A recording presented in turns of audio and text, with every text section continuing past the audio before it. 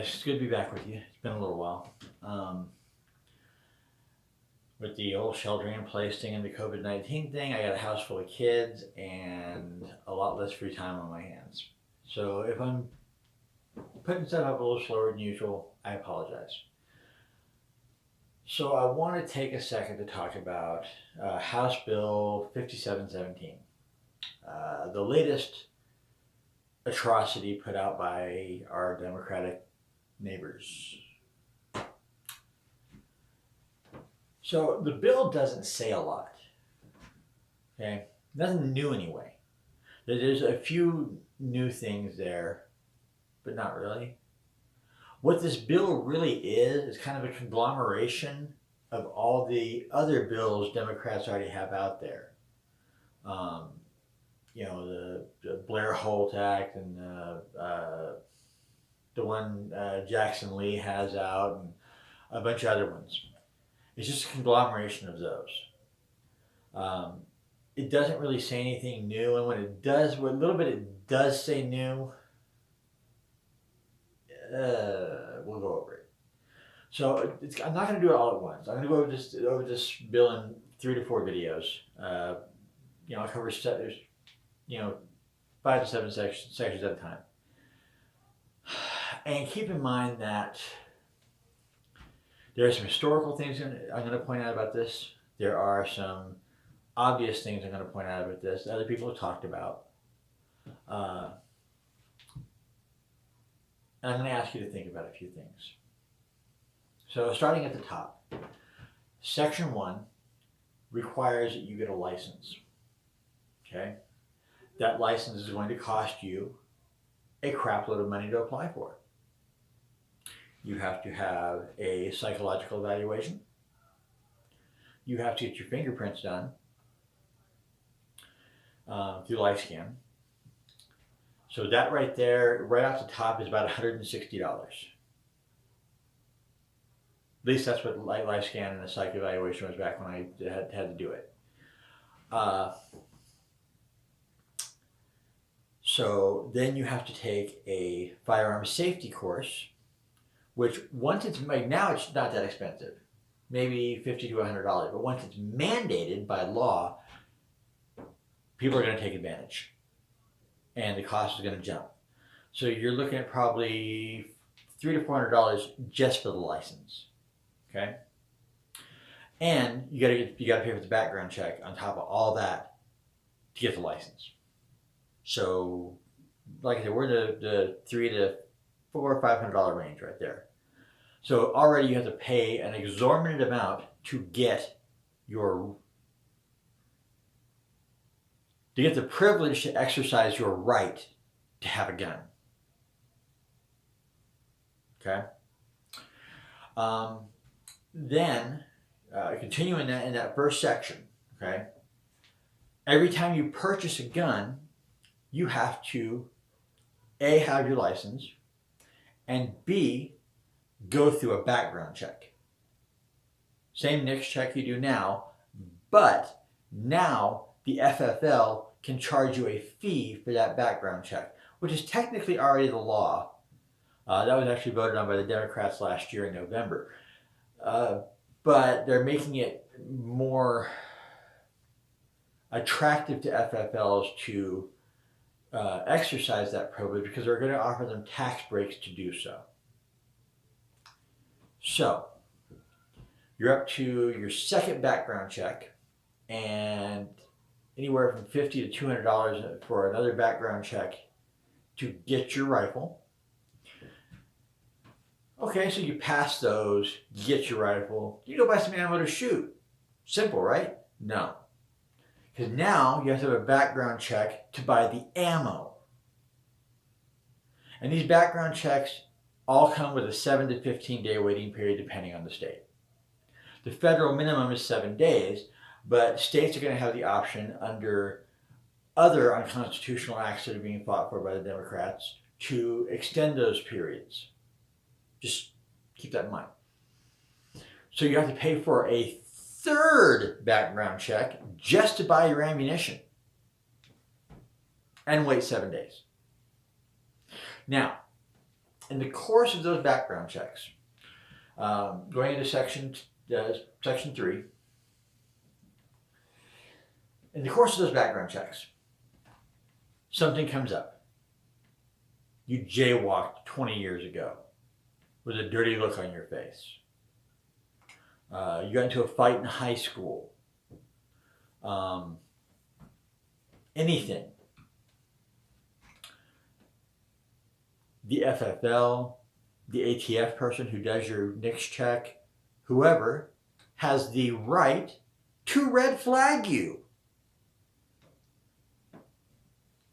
That's right, you can lose your gun rights completely complying with their law. And they don't have to tell you why they red flag you. That's the nice thing about a red flag law. All they have to do is right there at the counter say, well, you don't qualify for a firearm, I'm sorry. Someone will be in touch with you. And the person that's going to be in touch with you is the sheriff or ATF agents they send out to take the rest of your guns and ammunition and disarm you. So there's that. Now, the wording for this licensing law, go pull it up online and go pull up Germany's 1939 weapons legislation, and they are almost in context identical. So at least we know, looking at that, where Democrats are getting their inspiration. Now, most of that is just recycled, regurgitated bullshit. There's 5 or 6 other House bills on docket that have been going longer that propose those or even worse restrictions. This is just getting our attention because it's the sprinkles on a tyranny pie right now. So, continuing with the regurgitated bullshit, Section 302 says that fugitives can't have guns because, God, we never would have thought of that, would we? You break the law, you can't have a gun? Gee.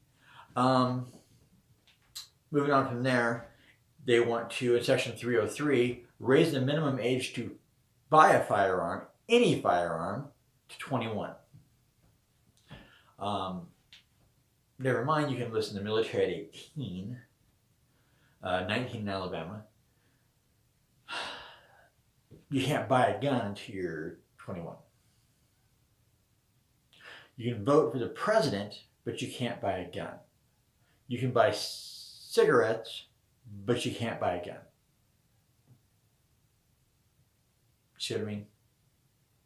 You can buy a car at 16, a 3,000-pound death machine. In fact, more kids die in car accidents every year than gun incidents, but they can still buy a car and they can't buy a gun until they're 21. That's problematic for me.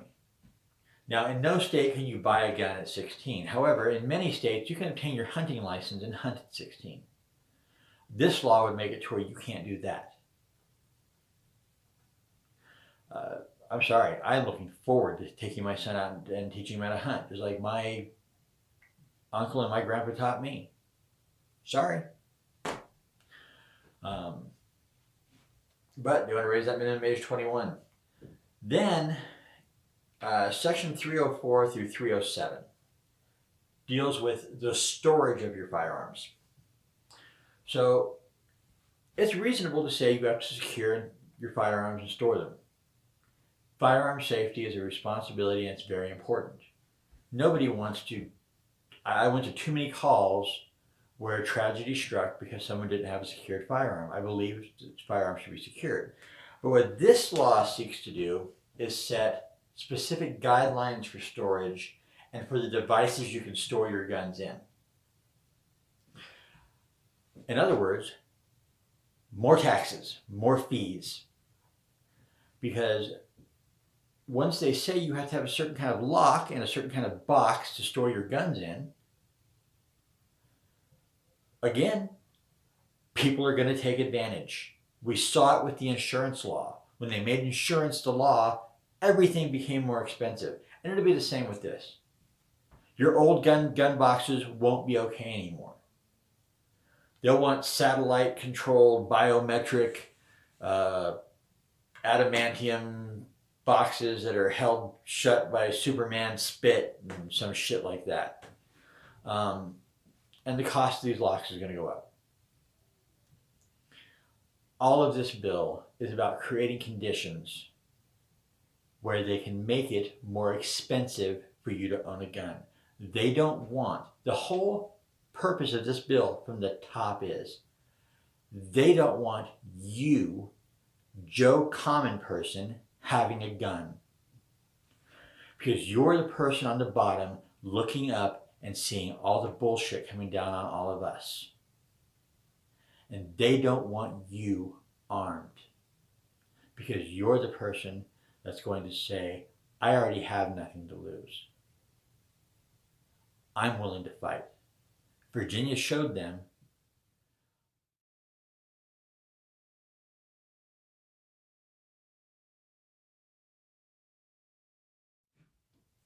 Hey, I apologize. I lost some footage there. What I was saying was, we all came together in Virginia and we told them with one voice. Even though some people didn't exactly comply with the wishes of the state, we came together with one voice and we said, no, you're not taking our guns. And that's what they fear. That's what they're afraid of. In our next video, we'll talk about the next 7 sections of this bill. We'll do comparatives of other bills that reinforce or make this bill worse if they pass. And we'll discuss the people who are pushing this bill through. As always, folks, be decent to each other because we're all in this together. God bless.